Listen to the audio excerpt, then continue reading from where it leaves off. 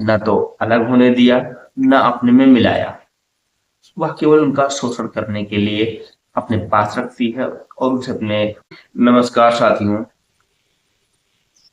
देश के एक बहुचर्चित चेहरे रघुराज प्रताप सिंह उर्फ राजा ने भारत समाचार के चीफ एडिटर ब्रजेश मिश्रा को इंटरव्यू दिया है, जिसमें उन्होंने बहुत सारे आरोपों का जवाब दिया है, बहुत से आरोपों को निगलेक्ट किया है और बहुत सी सारी बातें अपने आप सुनाई है।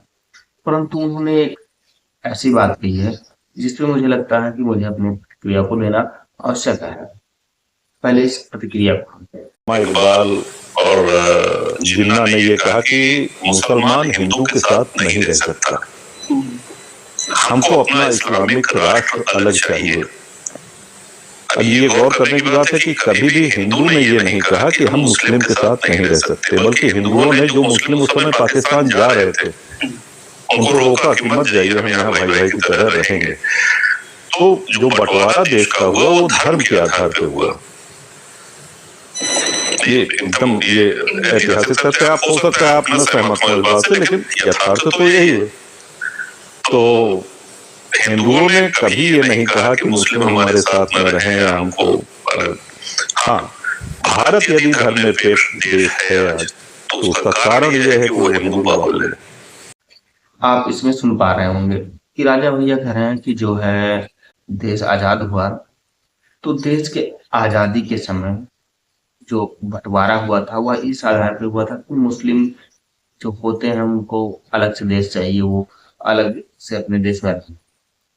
वह बोले कि जो है मुस्लिम और हिंदू एक साथ नहीं रह सकते। परंतु कभी भी हिंदू समुदाय ने यह नहीं कहा कि मुस्लिम के साथ हम नहीं रह सकते। ऐसा करके राजा भैया ने बताया है। तो साथियों, इस बात पे अगर हम लोग गहनता से विश्लेषण करें तो कुछ इस प्रकार से हम समझ सकते हैं कि जो यहाँ का हिंदू समाज वह मुस्लिम समाज को दरअसल जाने के लिए तो नहीं कहता, परंतु पूरी तरीके से उनको स्वीकारता नहीं। जैसे आप इस तरीके से समझिए, यहाँ जो हिंदू समाज है उसमें 4 वर्ण है, ब्राह्मण, क्षत्रिय, वैश्य और शूद्र।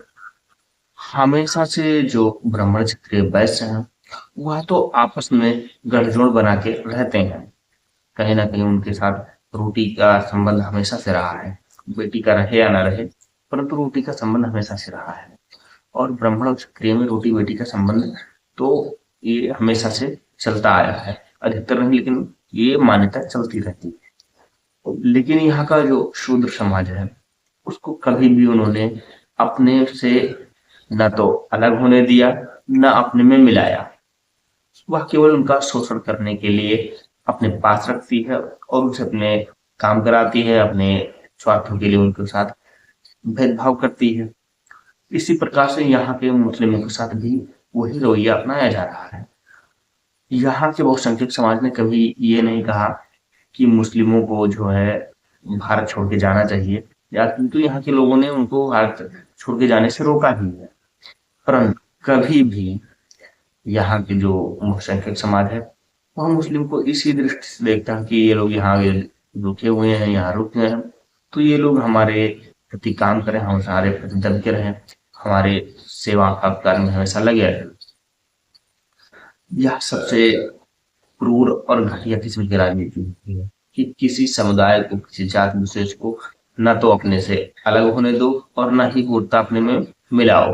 केवल उनको उतना ही मिलाओ जिससे वह हमसे तुने ना और हमेशा हल्का जुड़ाव महसूस करें, और कम से कम वह हमारे कार्यों को हमेशा करते रहें और हमारी सेवा सत्कार में लगे रहें। ऐसा कार्य हमेशा से चलता आया है। बाकी साथियों, आपकी क्या राय है? कमेंट बॉक्स खुला हुआ है, कमेंट बॉक्स में जरूर बताइए। मिलेंगे आपको किसी अन्य विश्लेषण के साथ। नमस्कार।